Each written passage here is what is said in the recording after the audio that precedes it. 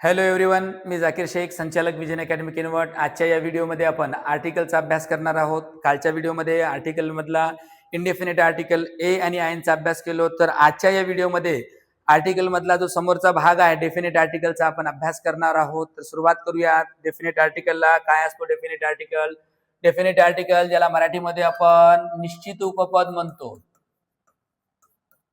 निश्चित उपपद, राईट. निश्चित उपपद कोणतं आहे? द आहे. अनिश्चित उपपद किती आहेत? दोन आहेत, ए आणि आयन. निश्चित कोणतं आहे? द. द हे आर्टिकल काय असतो की हा सुद्धा नामापूर्वी वापरला जाणारा आर्टिकल आहे, परंतु कुठे वापरतात? स्पेसिफिक इन्फॉर्मेशन असेल, नोन पर्सन असेल, नोन प्लेस असेल किंवा नोन थिंग असेल, विशिष्ट व्यक्ती, ठिकाण यांच्या नामापूर्वी द हे आर्टिकल वापरतात. जसं की इथं पहा की मी एक कुत्रा पाहिला, या डॉग या कॉमन नाउनच्या अगोदर ए आर्टिकल वापरलेलं आहे आणि पुन्हा या डॉग या कॉमन नाउनच्या अगोदर इथं मी काय वापरलेलं आहे? द आर्टिकल वापरलेलं आहे. का द वापरलेलं आहे? कारण इथं याची आपण स्पेसिफिक इन्फॉर्मेशन सांगत आहोत. म्हणजेच द जे आर्टिकल आहेत नामापूर्वी जेव्हा आपण वापरतो तर त्याची निश्चित माहिती असेल तेव्हाच आपण वापरतो.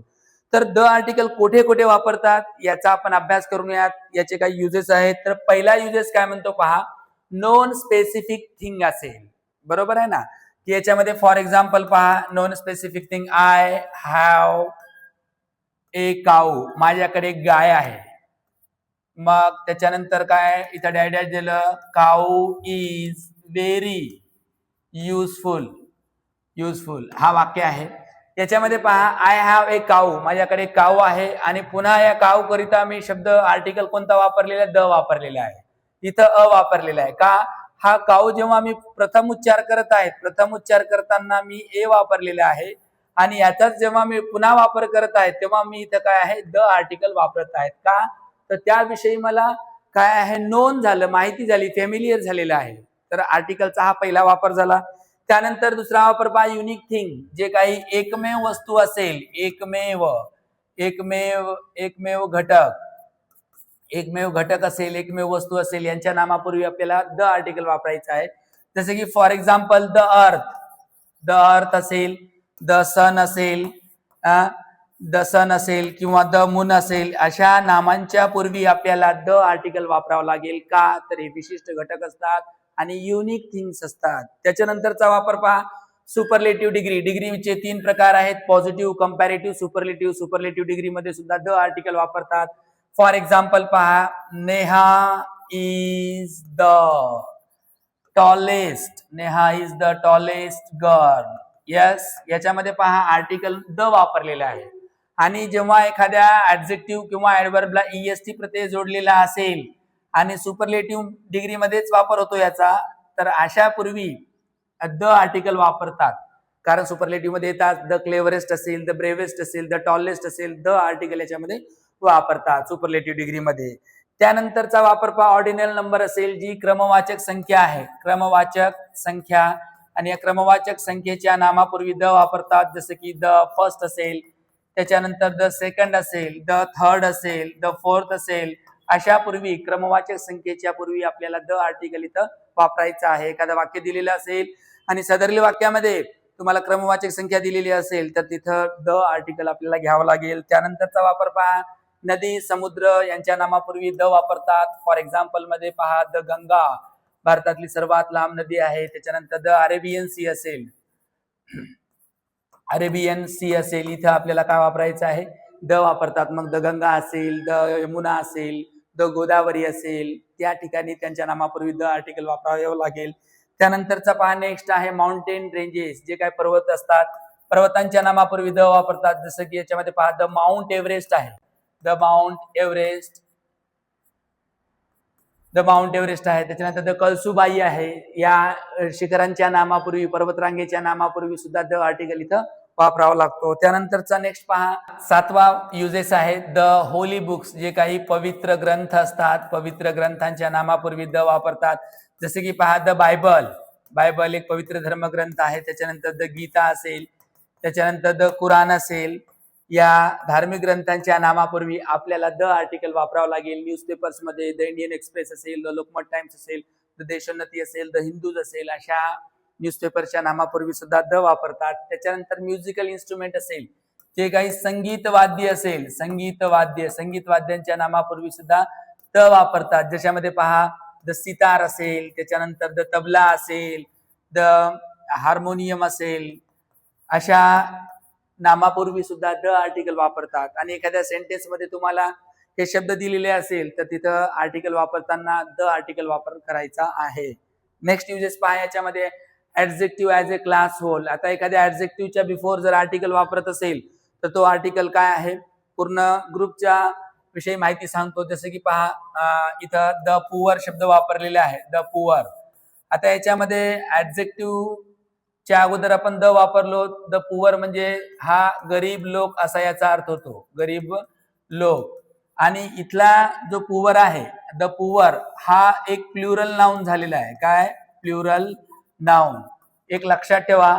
आणि जेव्हा आपण अशा ऍडजेक्टिव्हला द वापरतो, द वापरल्यानंतर जेव्हा त्या वाक्यामध्ये एखादा हेल्पिंग वर्ब वापर करायचा असेल तर तेव्हा आपल्याला प्लुरलच हेल्पिंग वर्ब घ्यायचा आहे. म्हणजे द पुअर इज असं आपल्याला म्हणता येत नाही. इथं काय पाहिजे? द पुअर आर पाहिजे. द पुअर आर म्हणजे तो पूर्ण होल ग्रुपचा इथं काय करतो, मेन्शन करतो. तर याच्यामध्ये द पुअर झालं, द रिच झालं, रिच म्हणजे श्रीमंत लोक, द ब्रेव शूर लोक असा त्याचा अर्थ होतो. आणि हे सगळे अनेक वचनी असतात. कसे असतात?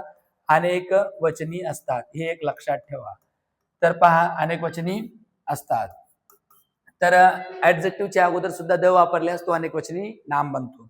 त्याच्यानंतरचा यूज पहा बिफोर डिरेक्शन्स, जे दिशा असतात, डायरेक्शन्स, यांच्या नामापूर्वी सुद्धा द वापरतात. द ईस्ट असेल, त्याच्यानंतर द वेस्ट असेल, द साऊथ असेल, द नॉर्थ असेल, दिशांच्या नामापूर्वी द वापरतात. सेंटेन्स मध्ये द जरी डायरेक्शनच्या रिलेटेड असेल तर आपण तिथं वापरू शकतो. त्याच्यानंतर पहा बिफोर इन्स्टिट्यूशन, एखाद्या शैक्षणिक घटकासाठी आपण द आर्टिकल इथं वापरू शकतो. किंवा एखाद्या संस्थेकरिता सुद्धा स्पेसिफिक इन्फॉर्मेशन असेल, जसं की पहा I went to the tuition, I went to the school केलं तरी चालते.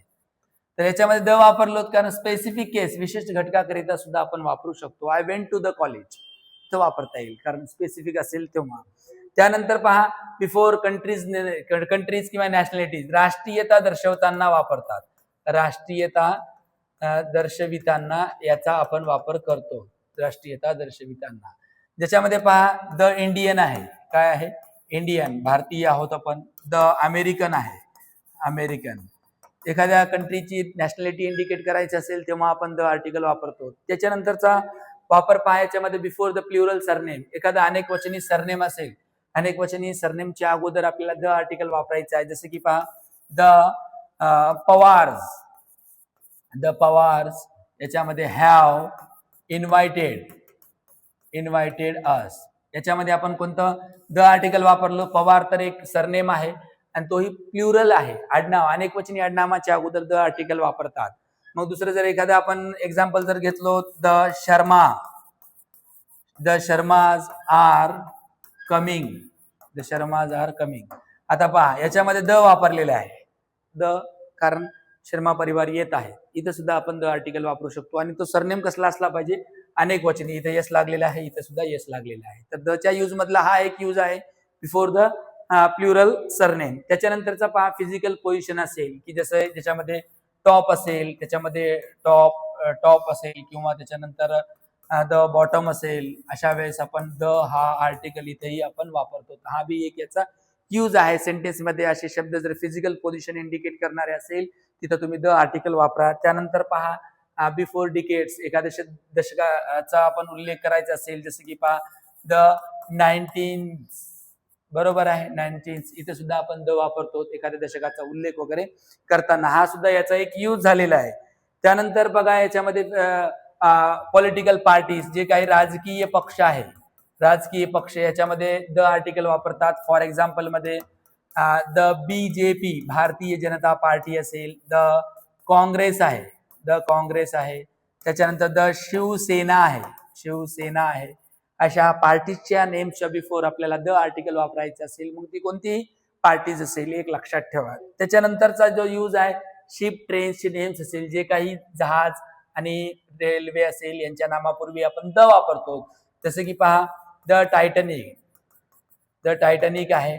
त्याच्यानंतर जर रेल्वेमध्ये बघितलं द राजधानी एक्सप्रेस, राजधानी एक्सप्रेस यांच्या नामापूर्वी द आर्टिकल वापरतात. हा सुद्धा युजेस मधला एक महत्वाचा यूज आहे. त्याच्यानंतरचा जो यूज आहे पहा language name, language name plus language. काय पहा लँग्वेज नेम प्लस लँग्वेज याच्यामध्ये एक उदाहरण देतो तुम्हाला मी. She is learning dash English language. इथं आपण द आर्टिकल वापरू शकतो. का लँग्वेज नेम आहे आणि त्याच्यानंतर लँग्वेज शब्द आहे. म्हणजे भाषेकरिता वापरायचं असेल, भाषेकरिता तर आपल्याला काय पाहिजे, लँग्वेज शब्द पाहिजे, लँग्वेज शब्द हवा. आता याच्यामध्ये द इंग्लिश जर म्हटलं तर ही इंग्रजी भाषा होत नाही, इंग्रजी भाषा होत नाही. याचा अर्थ काय होतो, इंग्रज लोक असा अर्थ होतो, इंग्लिश पीपल असा अर्थ होतो. का द च्या नंतर इंग्लिश शब्द आला आणि लँग्वेज नसला तर लँग्वेज अर्थ होत नाही. असं जर राहिला द